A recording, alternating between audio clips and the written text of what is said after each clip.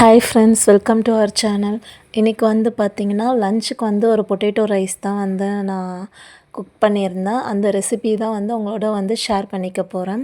அதுக்கு வந்து பார்த்திங்கன்னா ஸ்லைஸ் பண்ண ஆனியன் வந்து பார்த்திங்கன்னா ஒரு 3 எடுத்திருக்கேன், 4 டொமேட்டோ எடுத்திருக்கேன், ஜிஞ்சர் கார்லிக் நல்லா இந்த மாதிரி கிரைண்ட் பண்ணி எடுத்துக்கலாம். எடுத்துக்கிட்டு அதுக்கப்புறம் பாஸ்மதி ரைஸ், அதாவது கைமா ரைஸ் வந்து நான் வந்து ஊற வச்சுருக்கேன். 20 மினிட்ஸ் வந்து ஊற வச்சுருக்கேன்.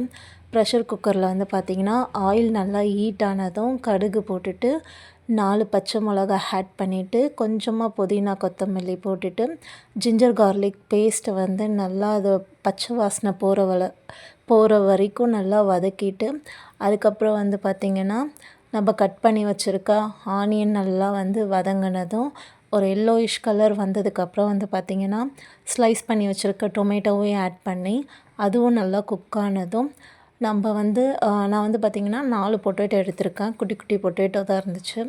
அதை நல்லா வாஷ் பண்ணிவிட்டு ஸ்லைஸ் பண்ணி எடுத்துக்கிட்டது அதையும் போட்டு நல்லா வந்து கொஞ்சம் வந்து வதங்கினதும் 2 ஸ்பூன் வந்து பார்த்திங்கன்னா பிரியாணி மசாலா ஆட் பண்ணியிருக்கேன்.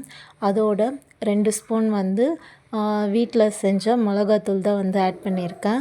தேவையான அளவு சால்ட் ஆட் பண்ணிவிட்டு வாட்ரு வந்து ஆட் பண்ணிக்க வேண்டியது. ஒரு கலரு விட்டுட்டு தேவையான அளவு வந்து வாட்ரு ஆட் பண்ணிக்கலாம். நான் வந்து கைமா ரைஸ் வந்து 20 மினிட்ஸ் ஊற வச்சதுனால ஒரு கப்புக்கு வந்து பார்த்திங்கன்னா 1.5 கப்பு வந்து வாட்ரு ஆட் பண்ணியிருக்கேன். 1க்கு 1.5 அந்த மாதிரி வந்து வாட்ரை நான் வந்து ஆட் பண்ணியிருக்கேன். ஸோ வாட்ரு ஆட் பண்ணிவிட்டு உப்பு காரம்லாம் கரெக்டாக இருக்கா செக் பண்ணிவிட்டு நல்லா வந்து கொதி வந்ததும் நம்ம ஊற வச்சு எடுத்துருக்க ரைஸை வந்து நல்லா ஃபில்ட்ரு பண்ணிவிட்டு ஆட் பண்ணிக்கணும். ஆட் பண்ணிவிட்டு லைட்டாக ஒரு கலரி விட்டுட்டு உப்பு காரம்லாம் கரெக்டாக இருக்கான்னு செக் பண்ணிவிட்டு இப்போ வந்து ப்ரெஷர் குக்கரை வந்து மூடிடலாம். ஒரு 4 விசில் வந்ததும் நம்ம எடுத்துட்டால் நமக்கு வந்து சுவையான பொட்டேட்டோ ரைஸ் வந்து ரெடி. இதுக்கு வந்து நான் வந்து தொட்டுக்க வந்து பார்த்திங்கன்னா பாயில்டு எக் தான் வந்து பண்ணியிருக்கேன்.